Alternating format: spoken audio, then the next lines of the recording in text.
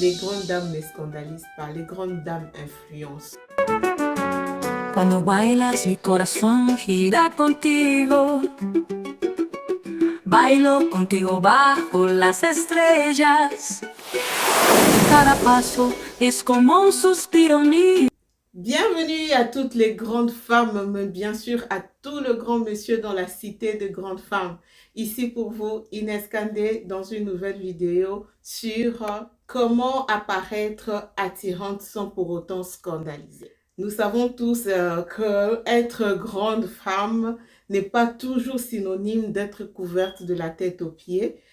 C'est vrai que l'élégance ne se lie pas trop à exposer les différentes parties de son corps, mais il arrive que dans certaines occasions, à certains moments, parfois, nous sommes obligés de nous habiller d'une manière ou d'une autre avec une ou autre partie de notre corps exposée. Alors, comment être habillé de la sorte sans pour autant scandaliser?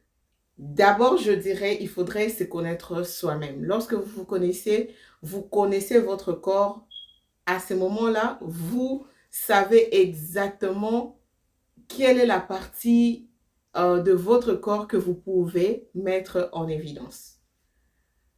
Ce n'est pas toutes les parties du corps de tout le monde qu'on met en évidence juste pour mettre.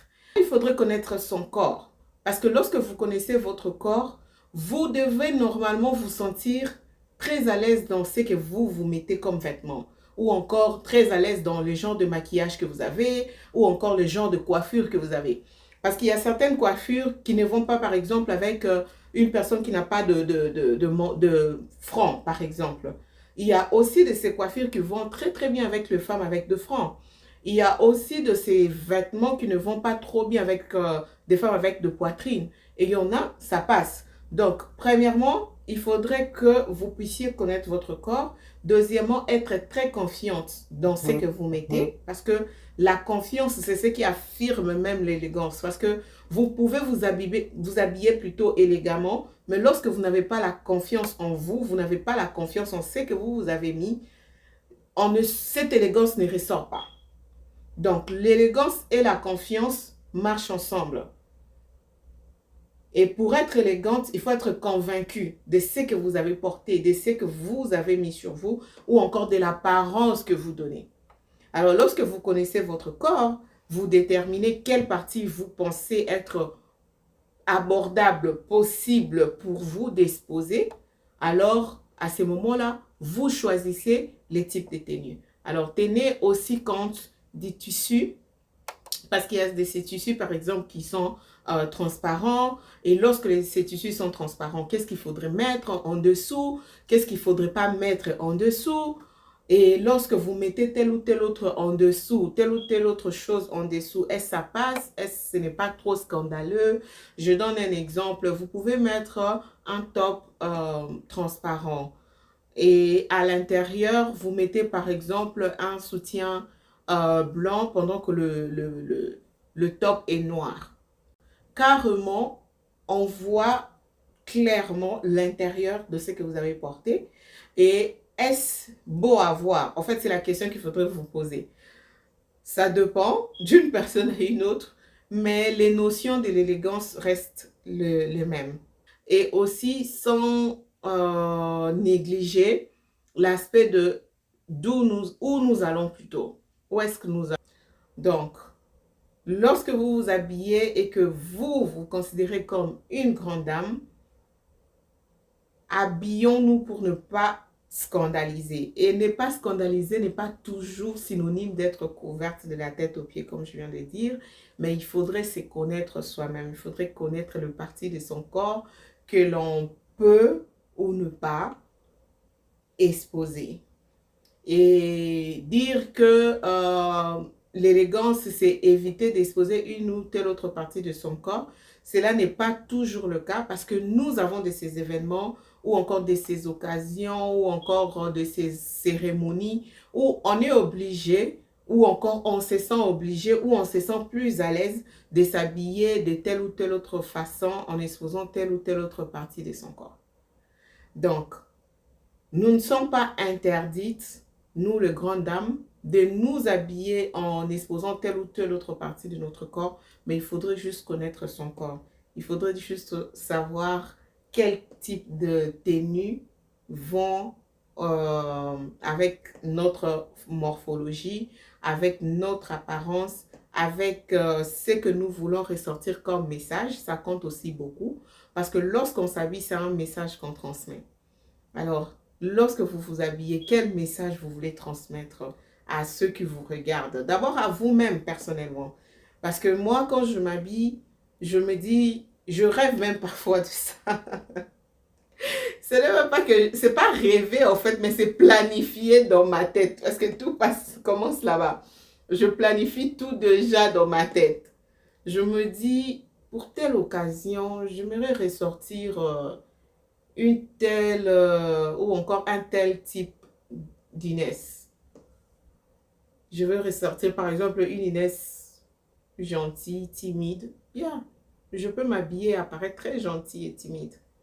Je veux ressortir une Inès un peu sauvage et tout. Yeah, c'est possible. Je veux ressortir par exemple une Inès très sexy, attirante. Oui, c'est possible. Tout passe par la tête et l'accoutrement, la manière dont nous nous présentons, ça passe un message. Voilà pourquoi parfois on dit, il y a cet adage qui dit l'habit ne fait pas le moine, mais on dit, on reconnaît le moine par son habit. Nous sommes de grandes dames, nous voulons devenir des grandes dames. Il y a de ces principes que nous devons marcher avec. Entre autres, ces genres de principes de ne pas scandaliser. Les grandes dames ne scandalisent pas, les grandes dames influencent. Les grandes dames ne scandalisent pas, elles influencent. Alors, lorsque vous marchez avec ces principes avec vous, de ne pas scandaliser, mais d'influencer.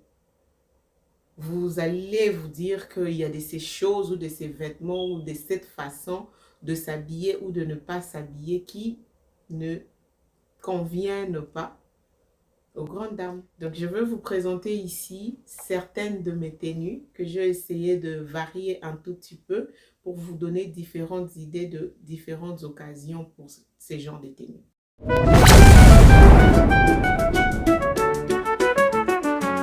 Cuando bailas mi corazón gira contigo. Bailo contigo bajo las estrellas. Cada paso es como un suspiro mío. Cada paso más cerca enciende la llama. El ritmo nos atrapa, la noche es nuestra. Movimientos de fuego. Là, toutes les tenues que j'ai voulu vous présenter. Vous pouvez voir, je garde le même haut. J'ai changé plus le bas et j'ai changé les accessoires. Et chaque apparence ou encore chaque tenue était réservée pour une occasion, mais avec le même dessus. Donc, ça revient encore à dire, nous pouvons être grandes dames, mais nous ne sommes pas obligés de terminer notre porte-monnaie juste pour s'acheter des vêtements. Nous pouvons avoir de ces vêtements qui vont avec 2, 3, 4 autres de vêtements que nous avons. Qui vont avec 2 ou 3 ou 4 accessoires que nous avons. Alors, il faut toujours choisir des choses, des vêtements, des accessoires qui sont capables de se mettre ensemble les uns les autres. Ça va vous éviter de dépenser beaucoup d'argent à cause de juste pour votre garde-robe. Ça va vous éviter beaucoup de temps lorsque vous voulez vous apprêter. Est-ce qu'il faudrait mettre ci? Est-ce qu'il faudrait mettre ça? Ça vous prend beaucoup de temps parce que les grandes dames sont busy. Les grandes dames sont occupées. Les grandes dames réfléchissent. Les grandes dames, ce n'est pas seulement l'apparence. Les grandes dames travaillent. Ce sont des bosseuses. Alors, on n'a pas beaucoup de temps. Pour les grandes dames, le temps, c'est l'argent. Et alors, lorsque nous nous maquillons, lorsque nous nous habillons, lorsque nous choisissons nos accessoires, nous calculons toujours le temps. On ne peut pas passer toute une journée ou des heures juste parce qu'on doit choisir sa tenue, on doit choisir sa coiffure, on doit choisir son maquillage. On n'a pas assez de temps-là. On n'a pas assez de temps. Les grandes femmes, ce sont de bosseuses. Elles n'ont pas assez de temps. Pour elles, le temps, c'est l'argent. Donc, voilà. Elles ont le temps pour elles, puisqu'elles doivent avoir le temps pour elles, mais pas un temps qu'elles vont juste gaspiller pour des choses qu'elles peuvent faire autrement. Alors, c'est comme ça que nous sommes là pour apprendre comment faire autrement. Comment gagner du temps lorsqu'on s'habille, gagner du temps lorsqu'on se maquille. Comment s'habiller comme le thème que nous avons aujourd'hui sans pour autant scandaliser. Puisque en s'habillant rapidement, parce qu'on court derrière le temps, on peut mettre ci, on met ça et là c'est le scandale. Le scandale, c'est pas toujours en exposant une partie ou une autre partie de son corps. Le scandale, c'est aussi porter une chose à la place qu'il ne fallait pas. Porter une chose à l'endroit où il ne fallait pas.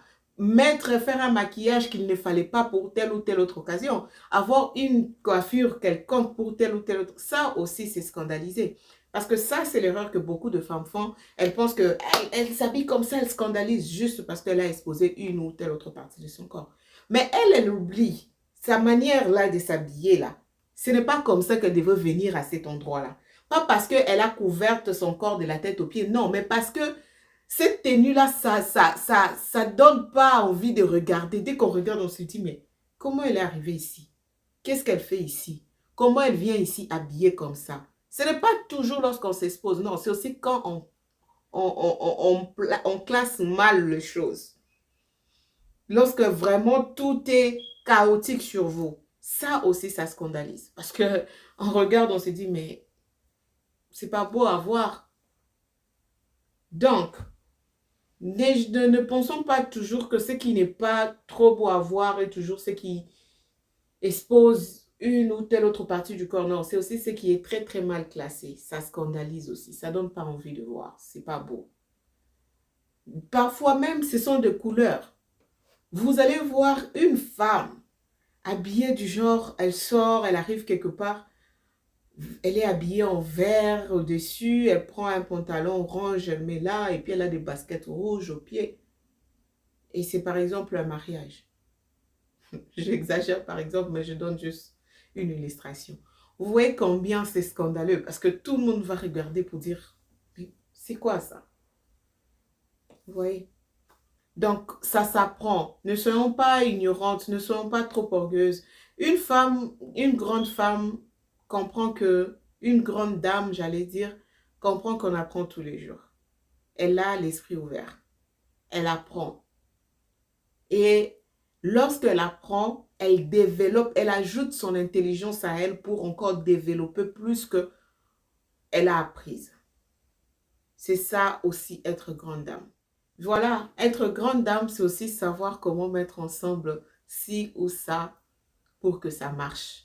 Être grande dame ne veut pas dire qu'on doit toujours être habillée, couverte de la tête aux pieds. Il y a ces occasions où on a envie de se sentir un peu...